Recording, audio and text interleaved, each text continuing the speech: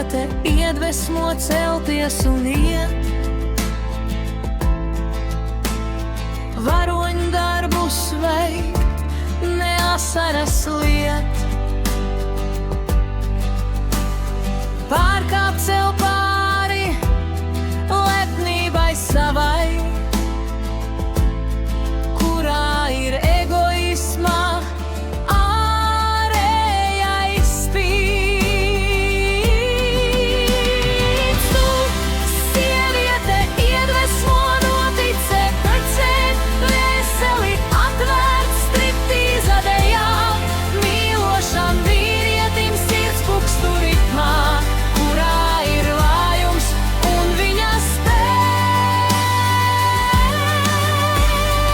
Tu, sieviete, iedvesmo pasaules grēku, vīrieša acīs padarīt svētu.